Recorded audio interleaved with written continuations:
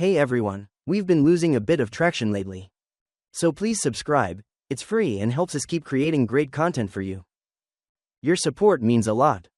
Now, let's dive in. After my mom remarried, I gained a strange, unpredictable stepsister. At school, she told me to stay away. When classmates bullied me, she just stood there, cold and silent. I thought she hated me. Until one night, after I got a girlfriend, she suddenly pushed open my door, half smiling, half not. Brother, so you've got someone now? But in the very next second, she grabbed my throat, her voice dripping with hatred. Michael, haven't you toyed with me enough? After my mom's divorce, she brought me to live with a man. He had a daughter, Taylor. She was a year younger than me, brilliant and sweet. The day I moved in, she smiled warmly and called me brother. The scene looked like a happy family.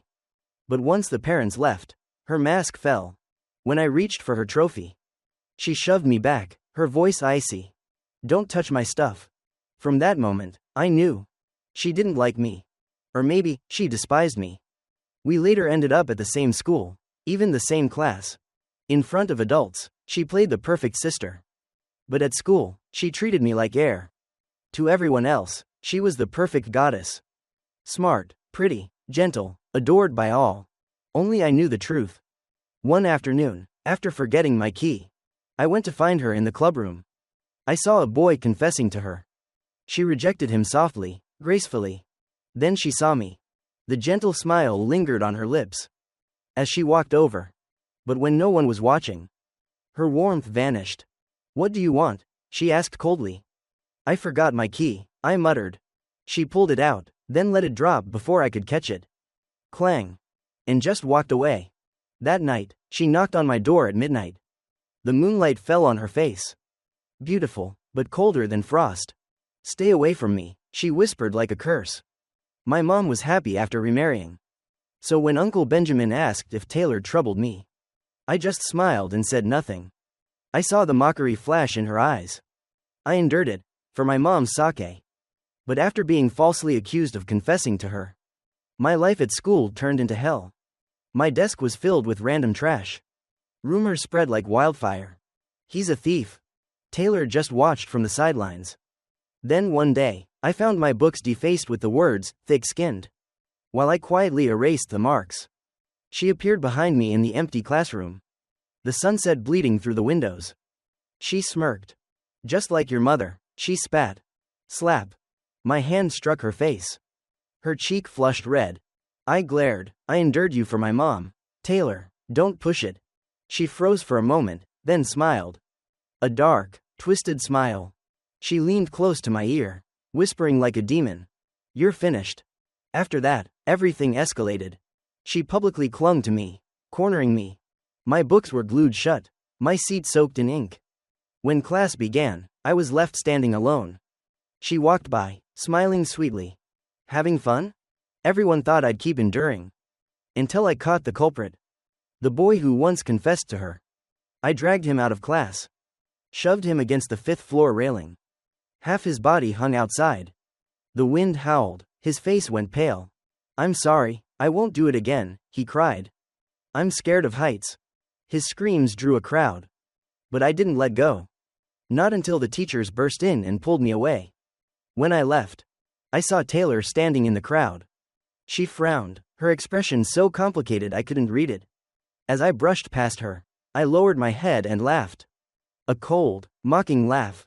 From that day on, I earned a new nickname, the lunatic. No one dared to mess with me anymore. Even Taylor, her attitude toward me changed in a strange, subtle way.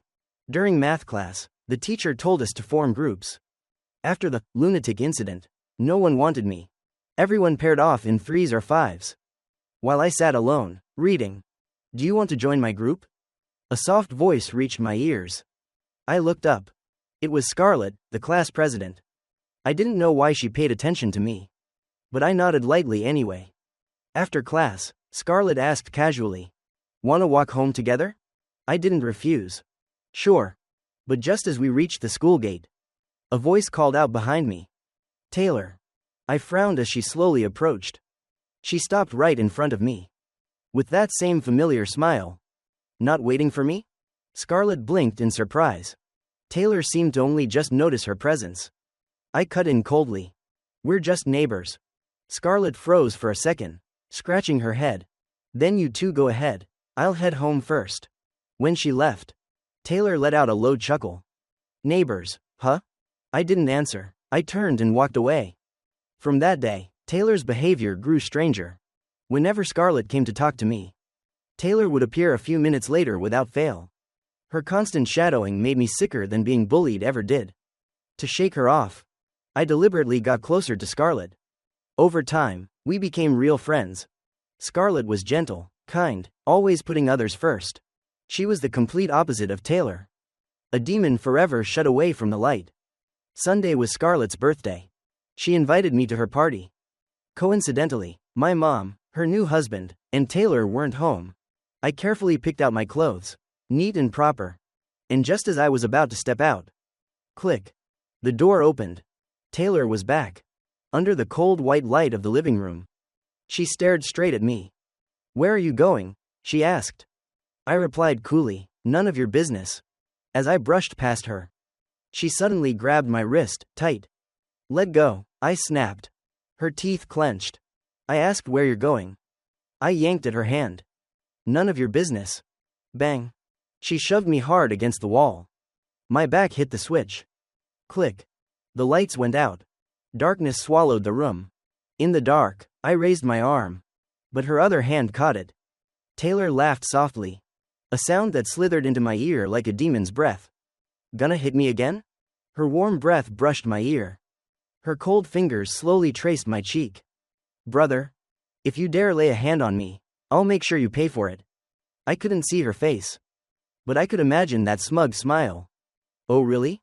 I laughed too, lowered my head, and sank my teeth into her hand. She gasped sharply and shoved me away in pain. The taste of blood filled my mouth. Click. The lights came back on. In the cold white glow, her ears flushed crimson. A flash of fury flickered in her eyes, then vanished as quickly as it came. Taylor wiped the blood off her palm, lifted it to her lips, and brushed it lightly with a mocking curve of her mouth. Why didn't you bite here? I ignored her and turned toward the door. This time, Taylor didn't block me, but she followed close behind. The street at dusk was cold and deserted. Under the pale yellow glow of the street lamps, she was like my shadow. Never too near, never too far. Impossible to shake off. Turning the corner, I suddenly broke into a run. The wind howled in my ears. She didn't chase me. The birthday party was held in a karaoke room. Standing at the door, I slipped off my thick jacket, revealing a thin black shirt underneath. I took a deep breath and pushed the door open. It seemed Scarlett hadn't told anyone I was coming. The moment I appeared, the entire room fell silent. Even the one holding the mic froze mid-song. Only the background track played on awkwardly. Scarlett was the first to speak. Michael? Her smile lit up the dim room. I didn't think you'd really come. I nodded slightly. Don't just stand there. She pulled me down beside her, then turned to the class. Come on, keep singing. The music resumed, and the party atmosphere gradually thawed. Bottles of liquor were scattered across the table. They must have been drinking for a while. The smell of alcohol mixed with Scarlett's soft scent, creating a warmth that flushed my face. I murmured, "Happy birthday." "Thank you," she smiled, eyes gleaming. I pulled a small box from my pocket. "A gift?" she asked, surprised. "Can I open it?" I nodded. She carefully unwrapped it, her eyes lighting up at the delicate silver necklace inside. I'd known from the moment I saw it. It suited her perfectly. "Thank you, I love it." Some people cast curious glances our way, but Scarlett naturally stood in front of me, shielding me from their stares. For the first time in years, I felt like I actually belonged. Like I hadn't always been the outcast. After 2 songs, a few boys laughed and walked over. "Class prez, someone else just arrived, let's go greet them." Scarlett nodded. Then, a chill ran through me. And sure enough, Taylor walked in, a bandage wrapped around her hand. The guys swarmed around her immediately. She smiled softly, said something that made them laugh. Then she slowly approached me, stopping right in front. "Anyone sitting here?" She pointed at the empty seat beside me. No, someone answered for me. Taylor sat down calmly. I straightened my back, trying to put as much distance between us as the small seat allowed. Scarlett, unaware of the tension, asked curiously, "You two are neighbors, right? Why didn't you come together?" I replied coldly, "We're not close." In that instant, Taylor's fingers clamped around my wrist like iron. Her grip was merciless. Pain shot through my arm. "Really?" she murmured. Scarlett exhaled in relief. "I thought you two were childhood sweethearts or something." "We're not," I said flatly. Her hand tightened around my wrist, harder this time. Just then, someone called for Scarlett. She stood up to greet the new guests. Taylor leaned in close. "Brother." The lights were dim, the music loud, and no one seemed to notice the dark little corner we were in. She looked at me, eyes glinting with that wickedness she hid so well. "You look good today." It was meant to be a compliment, but there was no warmth in it. "Let go." I spoke coldly, trying to hold back my anger. She only squeezed tighter. "Taylor." Then he showed up. Messy, the class golden boy. She instantly let go, leaving no trace. He laughed brightly. "Want a drink with me?" She blinked, lips curling up. "Sure." Cheers erupted. The two of them downed glass after glass. "What happened to your hand?" Messy asked. "Got bitten." "Need a rabies shot?" "No." Her eyes slid toward me, lazy, taunting. "He's not that crazy yet." The mix of booze and cigarette smoke made me feel sick. I stood up and walked out of the karaoke room. The cold night air cleared my head a little. I didn't bother to grab my jacket. I just stood downstairs, quietly watching the stream of strangers pass by. Soft footsteps approached behind me. "Michael." Scarlett ran over, her voice gentle. "It's freezing out here, you forgot your jacket." She held it up, hesitated for a moment, then blushed as she tiptoed to drape it over my shoulders. Her scent, fresh like crushed green grass, wrapped around me. Warm and light. She didn't leave immediately. Instead, she lingered, gathering courage. Then, she took a deep breath. "Michael, I've noticed you since the first day you moved here." But then, "Class president." A cold voice sliced through the air. Taylor stood in the doorway, backlit, her face unreadable. "Someone's looking for you." Scarlett froze for a second, then nodded awkwardly. "Yeah, I'll be right in." She turned, nearly tripping on her way back. Taylor stayed at the door, unmoving. I didn't want to deal with her. I started walking. But as I passed, she suddenly raised an arm to block me. "What now?" I asked, my voice icy. She stared at me with an odd expression, then said, "She likes you, doesn't she?" Not a question. A certainty. My heart skipped a beat. I said nothing. Taylor smirked. "And you like her too, right? What's it to you?" I shoved her hand away and pushed the door open to leave. Then her voice followed, dripping with shadows. "Brother." Whenever she called me that, nothing good ever came next. Sure enough, her laugh was soft, poison wrapped in silk. "What do you think would happen if Mom found out?" My fists clenched. She knew exactly how to push me. Not long ago, at dinner, Mom had lectured me about the dangers of puppy love. "You think I'm scared?" I snapped. Her eyes shimmered with a strange amusement. She lifted her bandaged finger, waving it slightly, then switched the topic in that unnerving way of hers. "You bit this pretty hard, you know." Her tone was soft now, almost like a spoiled child. "You'll have to take responsibility for it." I shoved her away. "Are you out of your mind?" I turned to leave, but a soft, mocking laugh drifted from behind me. That night when I got home, my parents had returned. Taylor put her mask back on and continued the act of a harmonious family. But when they weren't looking, she lowered her voice and asked, "What's so good about her?" I froze for a moment, then realized she meant Scarlett. I gave a cold laugh, deliberately provoking her. "She's 1,000 times better than you." Under the cold white light, she narrowed her eyes, lips curling into an unreadable smile. "Is that so?" Her gaze felt like it could cut through me. Then she laughed softly, voice tinged with ambiguity. "But you and we're the same kind, aren't we?" I always thought I'd hidden it well. Even my mother didn't know. How could anyone else possibly tell? Yet with just one sentence, Taylor dragged me back to the memories I never wanted to face. School violence. It had never been a stranger to me. Only, back then, I wasn't the victim. I was the bystander. The one who looked away. Who sometimes even pushed things further. Before I transferred, there was a girl named Olivia who liked me. She relied on her family's power, gathered a clique, and loved using violence to solve everything. There was a classmate who hated me, always isolating me. I told Olivia. From then on, that girl never had a peaceful day again. At first, I felt satisfied. But when I saw her face covered in bruises, her tear-filled eyes trembling as she asked, "Will you only stop when I'm dead?" That was the moment I woke up. But before I could make things right, she transferred schools. Since coming here, every time I get bullied, I don't feel anger, only guilt. I thought maybe this was karma. If I stayed silent, maybe the heavens would forgive me. If I never spoke of it, no one would ever know my past. But Taylor knew. I don't know how. But she could smell her own kind. That cold night, she looked down at me, smiled faintly, and whispered, "We're the same kind of people." I didn't deny it. My nightmare was probably about to begin again. But unexpectedly, Taylor did nothing. Everything stayed the same. She still went to and from school with me, still played the sweet little sister. Because we were too close, rumors spread around the school. People called us a couple dating early. I hated it. Every day after class, I deliberately stayed late, pretending to discuss homework with Scarlett.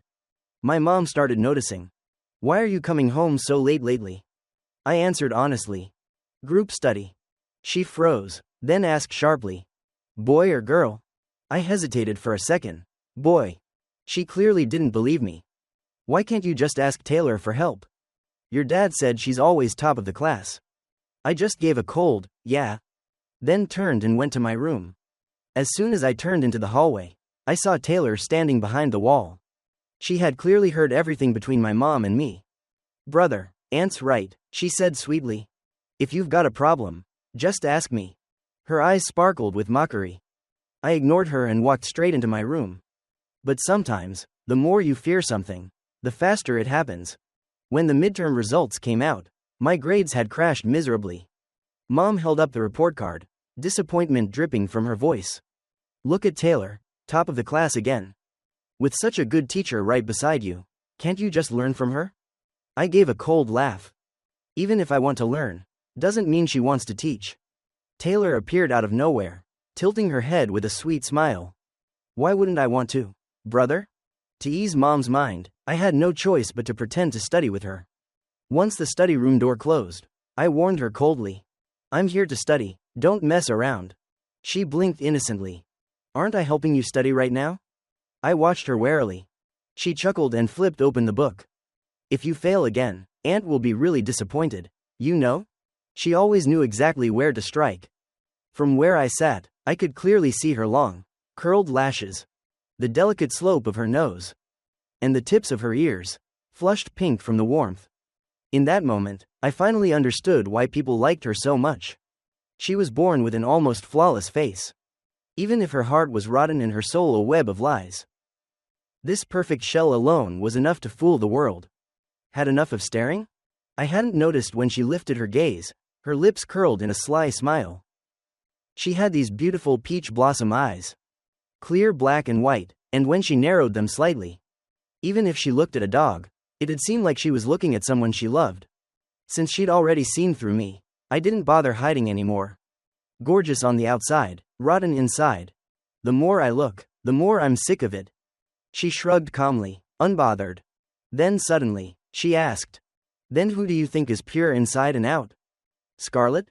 I didn't understand why she brought Scarlett up. Why mention her?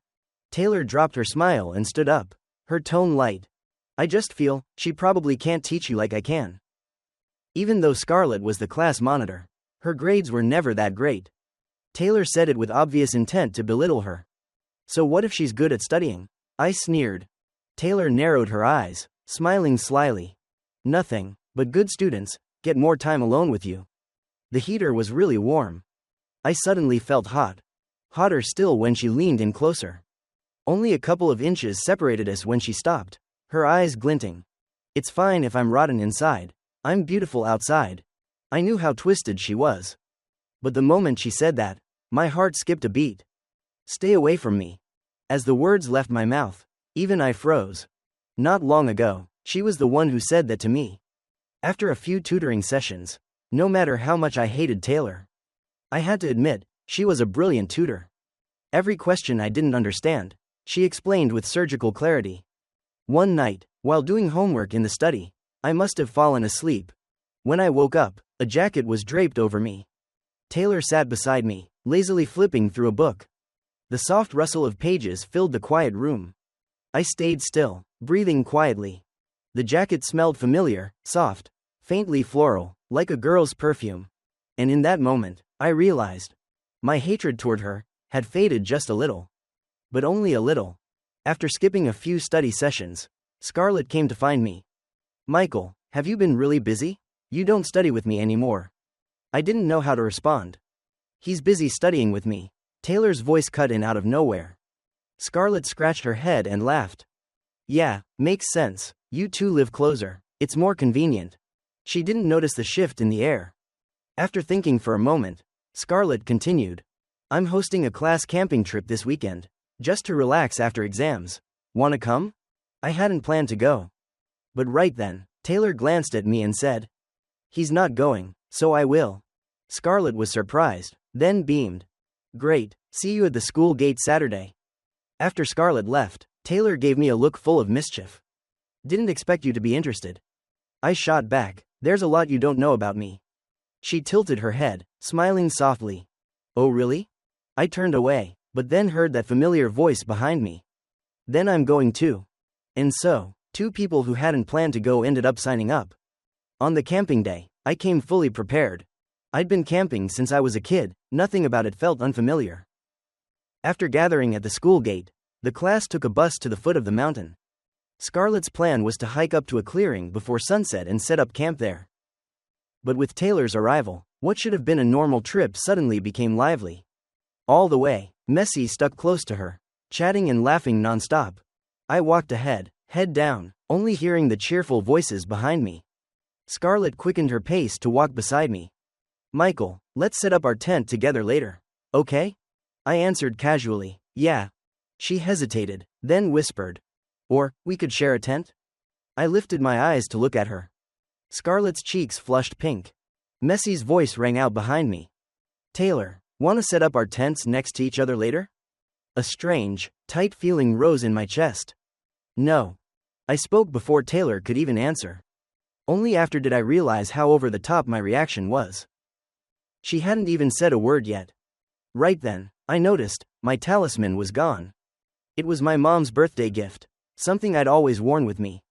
I'll help you find it, Scarlett offered anxiously. I shook my head. You've got the group to lead, I'll look for it myself. She hesitated. Are you sure you'll be okay alone? I'll go with him. To Messi's surprise, Taylor slowly stepped toward me. Honestly, she was the last person I wanted tagging along. But Scarlett, faster than me, quickly agreed. Perfect, you two can go together. We'll wait at the top. And just like that, I gained an unwanted companion on my search. I figured the talisman must have fallen where we got off the bus. I remembered hearing a faint clink but ignored it at the time. Thinking back now, that must have been it. I walked fast. Taylor followed, not too close, not too far. Definitely not like someone actually trying to help. I knew a shortcut down the mountain. I deliberately turned into it, hoping to shake her off. But she still followed. I picked up the pace. After a few turns, she finally disappeared from sight. I smirked to myself. And then my foot slipped. I tumbled straight down into a deep pit. Coughing, I struggled to sit up. Brushed the dirt off my clothes.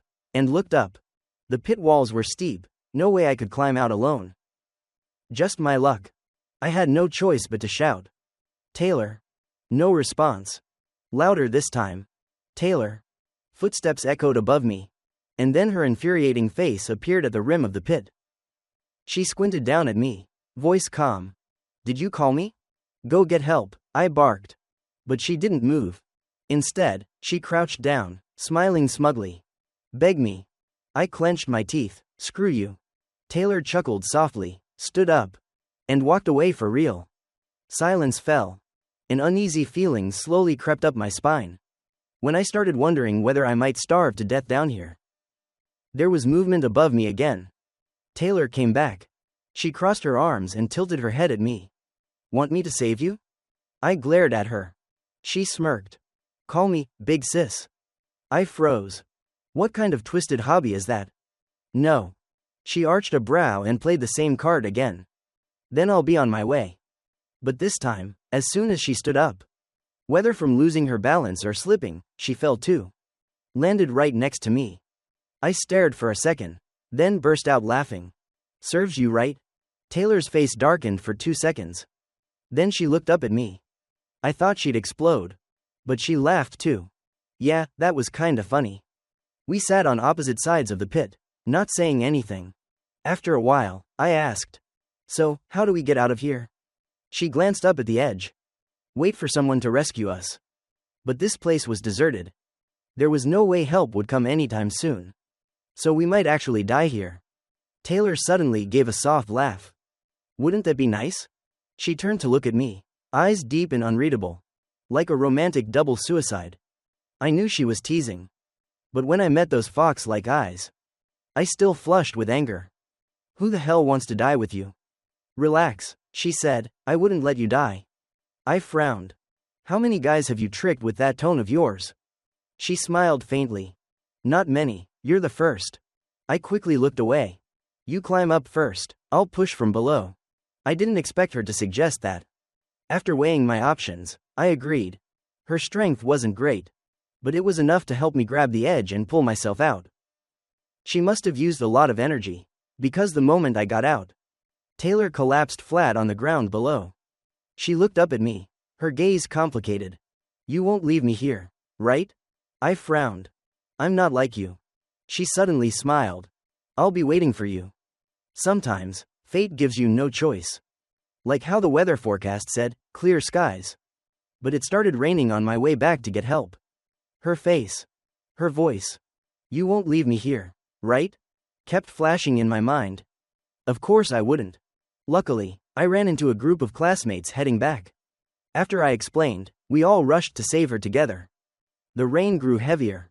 The path was slick with mud and rocks. A bad feeling crept over me. When we reached the pit, I froze. Half of the edge had caved in. I dashed forward like a madman, peered down. Taylor lay at the bottom, soaked. Half her body buried under collapsed earth. Taylor, I screamed. She stirred weakly, slowly opened her eyes.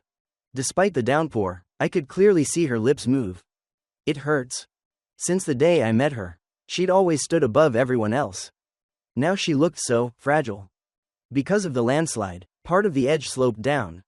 I jumped in to pull her out. That's when I saw blood dripping from her forehead, mingling with rain, running down her chin. My fists clenched, my voice cracked. I won't leave you here. She whispered. But you came too late. I'm sorry. When the ambulance arrived, I climbed in without hesitation. The medic gave me a strange look. I'm her brother, I blurted. After examination, they said the most serious injury was on her head. A falling rock must have hit her when the pit collapsed. That night, while her parents went to get food, I sat by her hospital bed, quietly watching her sleep. Because of the stitches, part of her hair had been shaved off. Now her head was wrapped in layers of bandages. She looked both pitiful and oddly funny. But I couldn't laugh. I gently touched her cold fingers. I'm sorry, I whispered. The quiet ward echoed only with the beeping of the monitor. Taylor stayed in the hospital for observation for a few more days. These days, as soon as school ends, I run straight to the hospital. After that blow to the head, Taylor seems calmer. When I arrive, she doesn't speak, doesn't even look at me, pretending I don't exist. But I don't expect her to talk. I just quietly sit there, as if helping her dad take care of her for a while. I do my homework in silence, while she lies on the bed like a statue. On the third day I visit, there's a strange woman in the room. I stand at the door, listening to her speak to Taylor in a soft, gentle tone. But the next second, Taylor yanks the IV needle out of her arm, grabs the glass cup on the table, and hurls it at the floor. Crash. I push the door open and rush in. At the same time, Taylor's father runs in too. He pulls the woman, trying to drag her out. But she suddenly starts screaming hysterically. Nothing like her gentle voice a moment ago. That's when I get a clear look at her face. Twisted. Fierce. But eerily similar to Taylor's. After Taylor's father drags the woman away, I notice the back of Taylor's hand. Blood flows down from her wrist to her fingertips. I gently hold her wrist. "Can you lie down?" I whisper. She listens, quietly lying back without struggling. I call the nurse to treat the wound and reinsert the IV. She doesn't say a single word throughout the whole process. Shockingly obedient. "Does it hurt anywhere else?" I ask. She stares at the ceiling. No reply. There are still shards of glass on the floor. I turn to clean them up. Then her voice cuts through the silence. "This wound, does it hurt as much as when she threw it?" My heart skips a beat. I turn to look at her. The shaved patch of hair on her head reveals a long, narrow scar. My voice trembles. "She did that, on purpose?" Taylor lowers her eyes slightly. "Yeah. She got drunk, and smashed a bottle on me." I don't know what to say. Or maybe, I just don't know how to comfort a kid who's been abused by her own mother. Outside the window, it's raining again. This strange weather hasn't stopped for days. I stand up, planning to find her dad.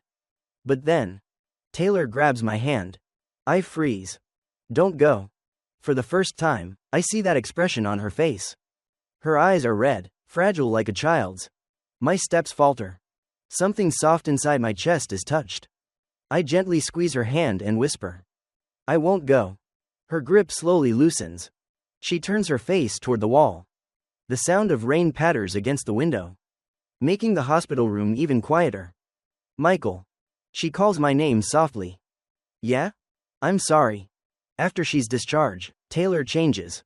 When no adults are around, she stops mocking me. She no longer calls me "big brother" in that weird sarcastic tone. She just says my name. Michael. Like any other girl our age would. At first, I thought it was guilt. But soon I realized. It wasn't guilt at all. It was something else. A strange, possessive way she looked at me. She was always by my side. Like an invisible wall between me and every other girl. The moment my gaze wandered elsewhere, she'd find a way to pull it back to her. That uneasy feeling kept growing. And it peaked the day she received the Outstanding Student Award. As soon as she stepped down from the stage, she shoved the certificate right into my hands. Under the curious stares of our classmates, I could feel her silently claiming me. In a bold, almost childish way. Last time, when I jumped into the ambulance with her, Scarlett had explained to our friends that we were neighbors. So no one knew the real relationship between me and Taylor. That growing anxiety started to consume me. I felt like I needed to do something. I went to Scarlett. "Can you help me with something?" She looked confused. "Can you pretend to be my girlfriend?" Her face flushed bright red. But under my expectant gaze, she didn't ask why, she just nodded. Thanks to my deliberate show, the rumors about me and Taylor began to fade, replaced by whispers about me and Scarlett. How did those two end up together? Scarlett's liked Michael forever, didn't you know? What about Taylor? Doesn't she like him too? Probably just gossip. In class, a group of girls whispered and glanced our way. For days, I avoided Taylor on purpose, going everywhere with Scarlett. Taylor stopped following me like before. Instead, she began showing up right before class, or even late. Thanks to her perfect grades, the teachers usually let it slide. But today, she ran straight into the disciplinary officer. "Do you even know how long class has started? Top of the grade and now you're getting arrogant?" He blocked her at the door, voice sharp. "You think you're that good? Let's see if you can top the exams next time." Normally, Taylor would smile sweetly, say something flattering, and smooth things over. But lately, she carried this icy air around her. Or maybe she just didn't want to wear that fake mask anymore. "I can." Her voice was flat, indifferent. He was left speechless. Then exploded, scolding her in front of everyone. Finally, he stormed off with a bitter remark. Talent without virtue. She was punished to stand outside the hallway. When she walked into class afterward, it felt like a cold draft followed her in. I couldn't help but glance at her. Maybe sensing it, she lifted her eyes. Cold, just like the first day we met. When she warned me not to touch her things. I quickly looked away. The whole day, My chest felt tight. Doubt started creeping in. Was this really the right thing to do? But in the end, I convinced myself. At worst, I'd get scolded. But if my relationship with Taylor changed, it would be a disaster I couldn't fix. I couldn't let that happen. Taylor didn't tell my mom about the fake dating thing. Everything stayed the same. Except she was colder now. I spent a few uneasy days like that. But slowly felt more at ease. I even told myself I'd made the right choice. Taylor kept her distance from me. Wasn't that what I'd always wanted? That night, Mom prepared a lavish dinner, cheerfully placing food on Taylor's plate. Normally, she'd beam, say thanks, and eat it all. But this time, she just mumbled a soft, thanks, picked at her food, then left the table early. Lately, Taylor doesn't seem like herself. Huh? Probably just stress from school, Mom said. But my mind drifted back to the day her birth mother showed up at the hospital. My stepfather and I both silently agreed not to bring it up. Mom looked at me and softly said, "It seems you still haven't tried hard enough." I gave a half-hearted nod. "I'm going to take my driver's test soon. Let's work hard together, okay?" Night fell. Thinking about Taylor's recent change, she must have realized that what's between me and Scarlett isn't simple. But I had no idea how much she had actually seen. Either way, her cold attitude now was exactly what I wanted. That alone was enough. As I was lost in thought, a knocking sound broke the silence. In the stillness of the night, it was impossibly clear. I froze. Another knock followed. Afraid to wake my parents, I quickly sat up and opened the door. Just as I expected, Taylor was standing outside. Her eyes were downcast, and under the pale moonlight, I could clearly see that faint smile on her lips.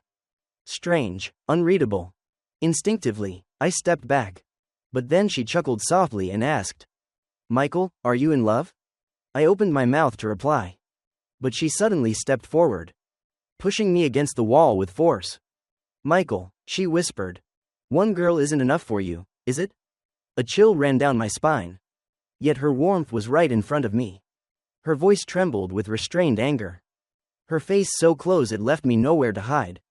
Under the cold moonlight, a red glint flickered in her eyes. I tried to push her away, but I didn't dare make too much noise. I didn't want to wake my parents. She didn't let go. Instead, she slowly leaned in closer. Her breath brushed against my skin. I had no way out. A feeling of unspeakable humiliation surged inside me. When the tip of her nose was almost touching mine, I turned my head away and said, voice trembling, "Taylor, I'm your brother." Her body froze. After what felt like forever, she let go of me. Her retreating steps carried a trace of disappointment. She let out a soft, bitter laugh, then turned and walked away. The room fell silent again. I slowly slid down to the floor. If I truly hated Taylor, I could have pushed her away, kept my distance like I used to. But why did I go through all that trouble? To ask Scarlett to pretend to be my girlfriend? Why, when Taylor got too close, did I choose to remind her, "I'm your brother"? In the darkness, the only thing answering me was the pounding of my own heart. One beat, then another. 2 weeks after I started dating Scarlett, I took the initiative to end it. "It wouldn't be fair to you," I said seriously. "This was impulsive. I'm sorry." Scarlett waved her hands quickly. "No need to apologize." She hesitated for a second, then scratched her head shyly. "To be honest, I had my own reasons too. Not just anyone could have asked me this and I'd agree, you know?" Hearing her say it so plainly, I could only lower my head and pretend not to understand. But no one else knew about our breakup. Messy, knowing Taylor was my neighbor, saw that I already had a girlfriend, and quietly crossed me off his rival list. He even started talking to me more often. At first, it was just casual chats in class. Then he began inviting me to hang out. Handsome as he was, he turned out to be surprisingly easy to get along with. Liking or hating someone, Taylor always made it obvious. This time, the reason Messy invited me out was because David would be there too. I'd disliked David for a long time. And the funny thing was, he was terrified of me. Messy told me to come to crush a bit of his ego. David was the one who used to bully me. You just need to show up for a bit, Messi said. It'll only take a few minutes. We just need people who like Taylor to see we're nothing more than siblings. And I agreed. I didn't even know who threw the party. Just a bunch of high schoolers trying to act like adults. Drinking and smoking. The moment I stepped into the room, the heavy stench of cigarette smoke hit me, making me frown. David hadn't arrived yet. Messi leaned in and whispered, "Just wait a little longer." I didn't want to. But a promise was a promise. Really, all I had to do was show up. Nothing more. Honestly, seeing David's scared face might even be entertaining. As I sat there, waiting, the door suddenly opened. David's voice echoed through the room. But when I looked up, my body froze. A chill crawled up from my feet to my chest. Through the cigarette haze, standing beside David, was Olivia. The one person I never wanted to see again. The memories I'd spent years trying to bury stitched themselves back together like a cruel mosaic.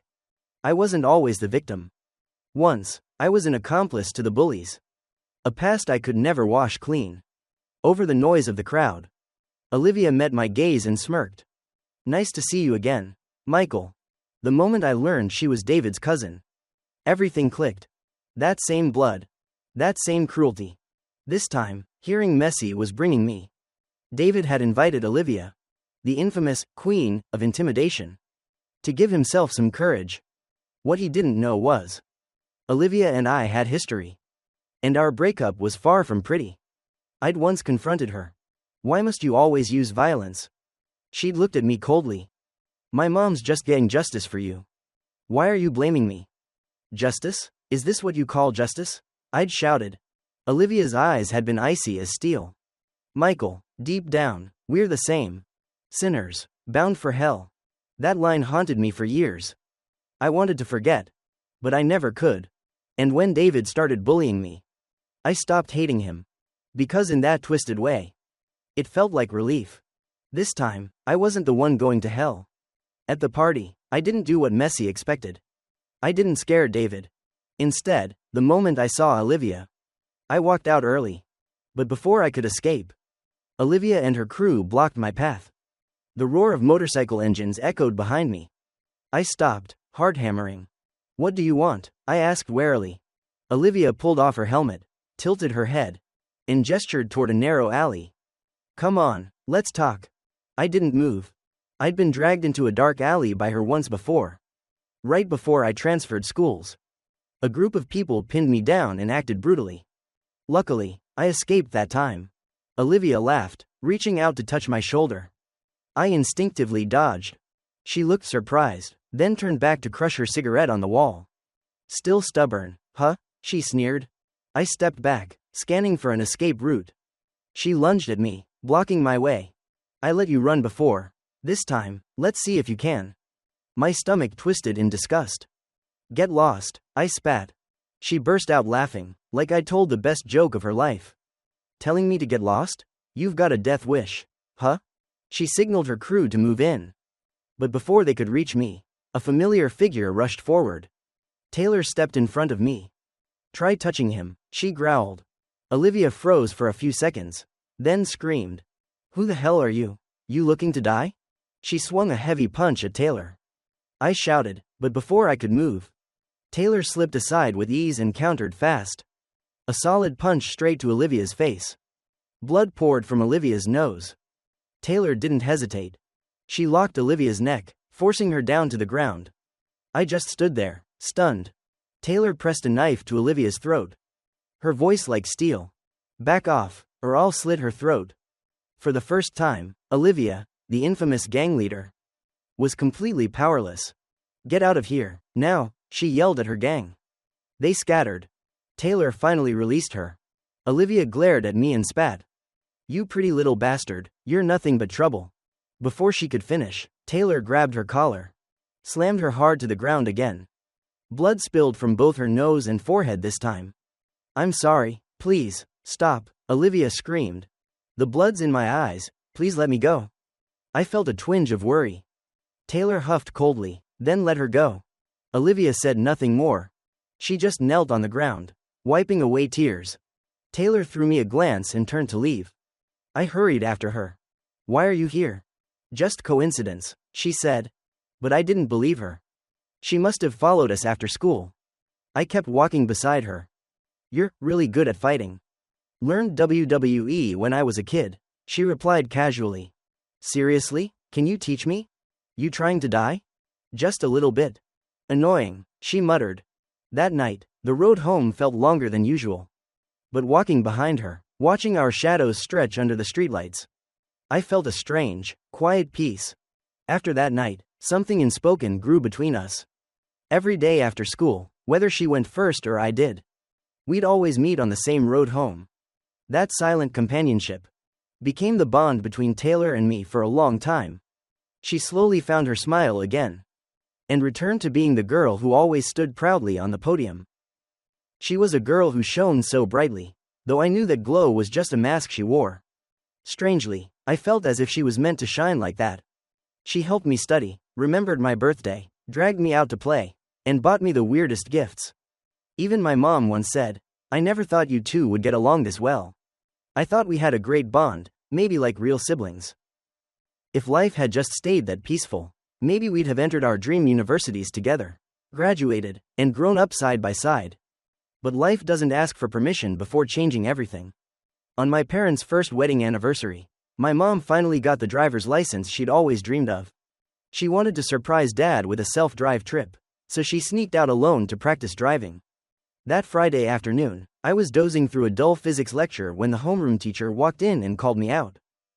A sharp, terrible hunch gripped my chest. Michael, he said softly, you need to stay calm. His eyes carried a pain I couldn't name. Your mom had a car accident. She's in the hospital. My mind exploded. Later, I learned that he had softened the truth. She'd been hit by a truck. The car was crushed, and she died on the spot. But at that moment, I thought she was still fighting for her life. So when I reached the hospital and saw her cold, lifeless body, my world fell apart. I had lost everything, even the person I loved most. I don't remember how time passed after that. Just the sun rising and setting over and over. I barely slept, and when I did, I dreamed of Mom asking, Are you studying hard? Are you doing well? I nodded like crazy, begging her to come back. But when I woke, there was nothing left except the cold tears on my pillow. I didn't want to go out, didn't want to go to school. That was when my biological father showed up, asking me to move to another city with him. Taylor's father asked for my opinion. I didn't look at her. I just nodded. Even though my father had a new family, living with him made more sense than staying with my stepfather. The day I left, Taylor handed me a small box. Inside was the charm my mom had given me, the one I lost during our camping trip. How did she find it? I looked at her. She said softly, I made a new one from memory. I'm not sure if it's exactly like yours. I stared at the charm, laughed through my tears, and said, It's perfect. My father finished my transfer papers. I packed my things. That day, it rained hard. Not long after I got home, I realized the charm she gave me had vanished too. I stared at my empty wrist as despair wrapped around me like a curse. Then I ran out into the rain, like a madman. But with rain pouring like that, I had no idea where to even begin looking. I just kept walking down the long street. The rain slowly softened, and a thin fog drifted down with the clouds. Then it hit me. There was no way I could find it again. Just like how Mom was gone, never to return. I turned back, retracing my steps. But on the way home, someone dragged me into a narrow alley. When I lifted my head, Olivia's twisted face was right in front of me. Her gang shoved me hard onto the ground. Well, finally caught you, Michael, she hissed. Let's see how you escape this time. She raised her hand. Rip. The sound of fabric tearing echoed. She yanked hard at my pants while a group surrounded me, snapping photos. Olivia, isn't this going too far? That voice, David. Too far? She sneered, turning to him. Didn't he push you against the railing? You forgot already? I didn't forget, David muttered, but, like this.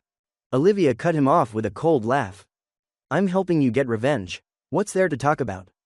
David fell silent. Olivia grew even more ruthless. They pinned me down. Every time I struggled, another slap exploded across my face. Soon, my whole face throbbed and swelled. Olivia, he's bleeding, David shouted. Shut up, he's not gonna die, she barked back. Maybe David couldn't take it anymore, he bolted. I stared up at the heavy, gray sky, then said quietly, "Olivia, my mom died." She froze for a second. "What's that got to do with me?" she spat. I lowered my eyes, staring straight at her. "She won't forgive you for this." The rain deepened the silence, amplifying every shred of fear. Olivia cursed under her breath and kicked viciously between my legs. Pain exploded through me. I curled up, watching her shadow disappear down the alley. And with her gone, it felt like every last bit of strength in my body dissolved. I don't remember how I made it home. Blood had dried stiff on my face. Bruises covered my skin, and dirt clung to me like a second skin. I wrapped myself in my torn clothes and dragged my body back. When the door finally shut, the rain's roar faded into a whisper. Then, click, the door opened again. Taylor stood there, frozen. She walked toward me step by step, her eyes filling with something wild. It was her, wasn't it? Her voice trembled, more like a scream than a question. Was it her? Her red-rimmed eyes locked onto mine. Then she suddenly threw her bag to the floor, spun on her heel, and dashed into the kitchen. When she came back, she was holding a knife. I lunged forward and wrapped my arms around her from behind. "I'm okay," I whispered, trying to steady her storm. I felt her shoulders shake as soft, broken sobs filled the air. Then, clank. The knife slipped from her hands and hit the floor. She turned around and wrapped her arms tightly around me. I buried my face in her chest, breathing in that gentle scent. Tears wouldn't stop falling. "I'm sorry." She kept whispering those words, over and over. I lifted my head, placed a finger on her lips, and shook my head. Taylor stared at me, dazed, like a lost child. I slowly pulled my hand back and gently, reverently, pressed a kiss on her soft lips. I knew I'd remember it forever. On that gloomy, rainy day, I gave my first kiss. To the girl who cried and kept apologizing to me. No matter how the story began, I chose to end it with forgiveness. Our bond wasn't always perfect. We argued, hurt each other, got lost along the way. But somehow, after every fall, we still found our way back. And deep down, I couldn't deny it anymore. I had fallen for Taylor. But life isn't a fairy tale. You can't always be with the one you love, even when the feeling is real. When I finished packing, my biological father came to pick me up. I left the city behind, the people I loved, the things I hated, everything. At first, I tried reaching out to Taylor. But no matter how many texts or emails I sent, they all disappeared into silence. Then one day, by chance, I got in touch with Messi. He told me Taylor had transferred to another school. No one knew where she went. And even those who loved her couldn't reach her. Maybe she didn't want to be found. Eventually, I stopped trying. But sometimes, late at night, I'd still think about that girl. Who stood up for me against the world. I wondered if she remembered our goodbye kiss. If she did, why didn't she ever try to find me? Life with my father wasn't easy. My stepmother gave birth to another child. And for years, I was nothing more than a shadow in that house. But after the college entrance exams, I finally got into a university far away. I stayed there to work after graduation. Family stopped mattering to me a long time ago. It wasn't until 8 years later that I returned to this city. Messi was getting married and insisted I be his best man. Strangely enough, we'd kept in touch all these years. People who were strangers once had somehow become friends. I agreed to come.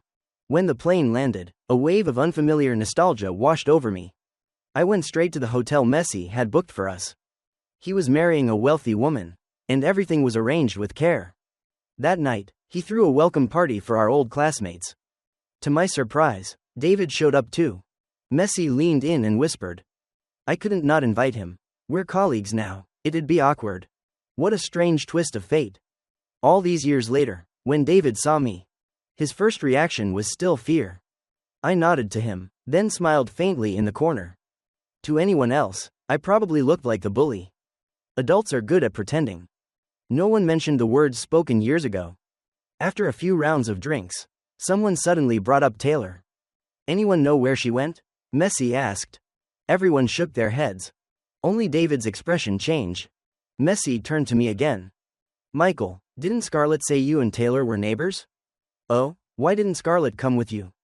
That question was natural, because Scarlett and I were currently in a relationship.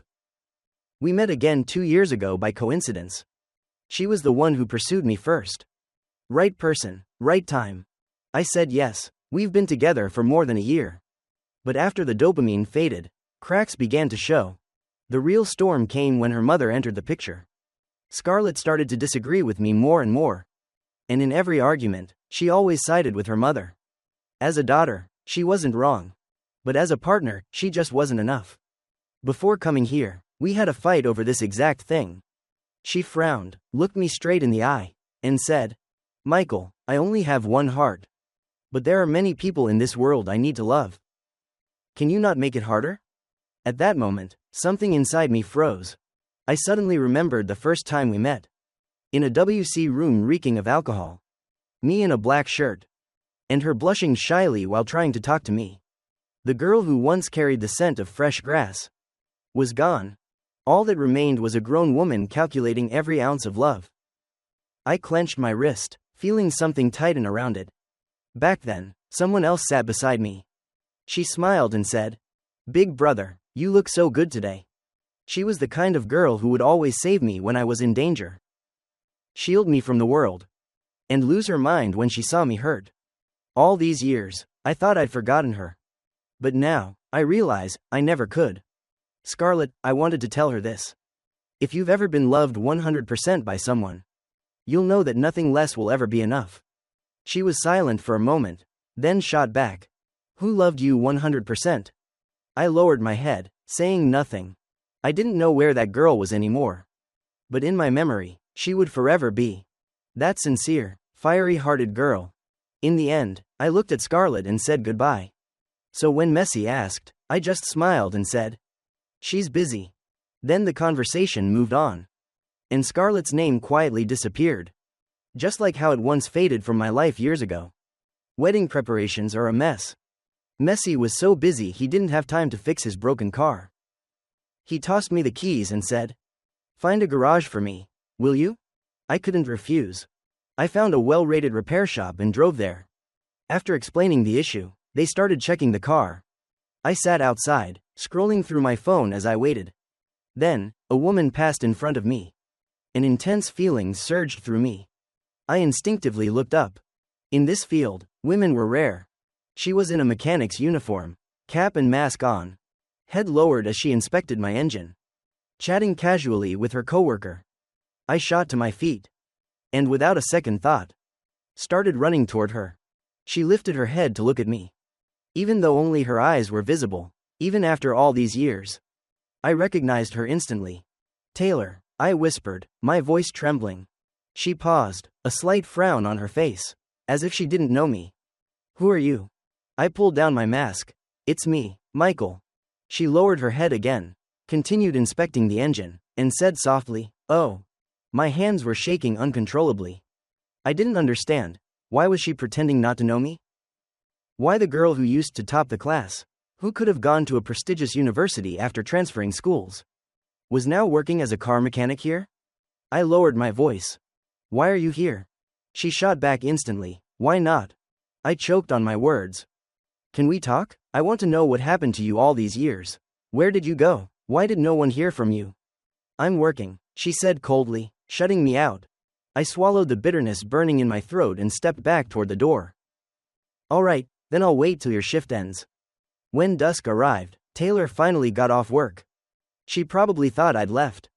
She stepped outside, leaned against a tree, and lit a cigarette. The flicker of the lighter briefly illuminated her face. Then she looked up and saw me. Her eyes widened slightly. I walked over, plucked a cigarette from her pack, and held it out. "Light me up." She didn't move, just frowned. "Smoking's bad for you." I smiled, lit the cigarette with the flame from her fingertips. A smooth, familiar motion. Her frown deepened. I exhaled slowly, pretending to sound casual. "Where have you been all these years?" She flicked her cigarette away, lifted her chin, and smirked coldly. For a brief moment, I saw a glimpse of the Taylor I once knew. Then she walked past me, her voice icy. "There's nothing to talk about." The following days, I kept showing up at the garage. I wanted to know what had happened to her all this time. But all she ever said was, "Your car's fixed," nothing more. One night, I waited again until late. Taylor changed clothes, put on her hood, and left without even glancing at me. I hurried after her. It felt like time had reversed. Back then, she used to follow me. And I kept trying to run away. Now, I was the one chasing her. But I lost her almost instantly. Standing on the busy street, surrounded by strangers, a sudden thought hit me. I ran as fast as I could to the one place that felt familiar. The old house where my mom and I once lived. When I arrived, Taylor was just unlocking the door. For the first time since we met again. The cold mask on her face cracked. I pushed past the doorway before she could react. She didn't move, she just stood there, staring at me. After a long silence, she finally pulled the corners of her lips into a faint smile. Believe it or not, I can call the cops right now. I took a small step back. This is my house too. She suddenly slammed the door shut and pressed me against the wall behind. Her eyes reddened slightly, her breath shaky. 8 years, and I could finally see her face again. She was taller now, her beautiful features had matured. The gentle scent she used to have was gone, replaced by a faint trace of tobacco. The heat radiating from her body reminded me that we were no longer kids. "Can I kiss you?" I whispered. She froze for a second. Before she could react, I kissed her, fiercely. Years ago, on a rainy day, this was exactly where I first kissed her. Back then, she went stiff, motionless. But now, she kissed me back, with warmth and fire. The air grew thin between us as our bodies tangled closer. I slid my hand around her waist and pulled her down onto the sofa. She straddled my lap. I tilted my head up, looking at her. My fingers ran through her hair and touched that scar. Like a switch being flipped, we slowly stopped. Our foreheads pressed together. "Taylor, where did you go all those years?" But Taylor never answered. That night, she walked me back to the hotel and said only one thing. "Don't look for me again." Of course, I didn't listen. After that, I kept showing up at her workplace, more and more often, until I managed to blend in with her coworkers. They had no idea about our past. They just thought I'd fallen for her at first sight. And even joked around, offering advice. I used the chance to learn about her life here. She'd been working at the garage for nearly a year. Introduced by a friend of the boss. Smart as hell, quick to pick up anything. Even the senior mechanics often went to her for help. I pretended to be surprised. But deep down, I wasn't. She'd always been top of the class, of course she was brilliant. But no one knew what she'd done before coming here. She never once mentioned her past. Throughout that time, I showed up every day.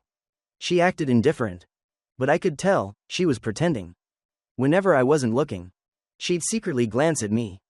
And whenever I got close to her coworkers, she'd quietly pull them away, assign them extra work. In truth, she hadn't changed much at all. Everything she did was exactly as I remembered. Everything, except the silence about her past. One day, Messi invited our group, the groomsmen, to try on wedding suits. I didn't tell Taylor. While we were picking outfits, Messi suddenly pointed at a groom's suit. "You'd look amazing in this one. Try it on." "I'm not trying it," I muttered. "Oh, come on, don't you want to see how good you look in a tux?" I stared at the suit silently. The shop assistant quickly joined in. "If you like it, just try it." And just like that, I got shoved into the fitting room. The suit fit me perfectly. Right after I came out, Messi dragged me to get my hair done. While the stylist was blow-drying my hair, my phone suddenly rang. A strange number lit up on the screen. Half awake, I picked up the call. "Hello?" It was David's voice. "What is it?" Silence lingered on the other end. I frowned. "Nothing, I'll hang up now," I said. But he spoke again. "That year, Taylor." I froze, holding my breath. David continued. "She found my cousin, beat her up like crazy, stabbed her a few times. After that, Taylor was sentenced to several years in prison. It wasn't a pretty story. That's why no one ever talked about it, not even my cousin." My mind went blank. Messi was calling my name, but I didn't hear a thing. "Who were you talking to? Why do you look so out of it?" he asked curiously. Glancing at my phone. "The call's over," I murmured. I still didn't react, so he grabbed my arm, pulling me up. "Come on, let's go, there's a surprise waiting." He led me to the flower room inside the bridal shop. A small crowd stood there, smiling. The double doors opened. Scarlett appeared, wearing a wedding dress, walking slowly toward me. She stopped right in front of me. Michael, it was my fault before, but now, I'll love you with all my heart. If you don't have time to marry me, then I'll come to marry you myself. Amid the laughter and cheers of the crowd, I finally snapped out of it. A woman proposing to me. It should have been a perfect moment. But in my head, there was only one face. A reel of memories spun back. 8 years ago, the hospital on that rainy night. A girl held my hand softly and said, "Don't go." The cheers blurred around me. I ran. Scarlett could never truly love me completely. 8 years ago, she'd stayed silent when I was bullied. 8 years later, she still followed her mother's will. Wearing the groom's suit, I dashed through the crowd and jumped into a taxi. The driver glanced at me suspiciously. "Running away from your wedding?" I closed my eyes and laughed. "I'm not running away, I'm going to find the woman I love." When I found Taylor, she had just lit a cigarette. She looked at me, and for a brief second, her eyes seemed hollow. The cigarette between her fingers had long burned out. "Not bad," she said softly, as if the words weighed a ton. Then she asked, "You're getting married?" "Yeah." She gently handed back that old love letter. "The one from our school days." "Go back," she said with a faint smile, trying to sound playful. "You don't need to make sure I see it." I asked, "What are you afraid of?" She lifted her head. Her eyes looked like a sky shattered into pieces. Her voice was low, fragile. "I'll ruin the wedding." I just laughed. Below is the letter in Vietnamese. "Taylor, I want to get married." I looked down at her, my voice trembling slightly. "Will you marry me?" She stared, wide-eyed, as if she didn't understand at first. Then suddenly wrapped her arms tightly around me. "But her voice choked. "I already know everything," I whispered. "It's okay, you still have me." I held her close. "You're so silly," I said softly. "Because that man wasn't worth what you went through." She held me tighter. "For you, anything is worth it," she breathed. I slowly knelt on one knee, looked up at her. "Taylor, will you marry me?" Neither of us were perfect. In the damp, shadowy corners of youth, our fates intertwined. Years of distance couldn't erase what was left between us. Two imperfect souls finally defied the world's judgment to stand together. The day we got engaged, we visited my mother's resting place. She had been laid to rest in a serene mountain cemetery. The sky was bright, the scenery painted in gentle colors. Taylor crafted me another protective charm, just like the one she gave me back then. I wore it, standing before my mother's grave, and smiled. "Mom, I won't lose it this time. Don't worry, I'll be happy." The black and white photo on the tombstone seemed to smile softly, as if giving us her blessing. A month later, surrounded by family and friends, Taylor and I got married. Two people who once stumbled through the mud of youth finally found peace in each other's arms. Every single day, I cherished being with her. Because we had lost each other once. Every moment now felt infinitely precious. In the first year after our wedding, we welcomed a new life. The first time I held that tiny, soft body in my arms and looked into those clear eyes, my heart overflowed with a love I had never known before. We named him Thiago. Every morning, I woke up to Taylor's gentle kiss. She always got up before me, made breakfast, and woke me with warmth. Everything she did revolved around me. Every decision made with me in mind. I felt her love 100-fold. I was content. Some nights, after Thiago fell asleep, we'd sit together on the balcony, staring at the stars and sharing our dreams. Taylor always gave the best advice. Her intelligence and strength became the anchor of my life. I knew this marriage wasn't just two people coming together. It was two wounded souls healing each other. I treasured every second with her.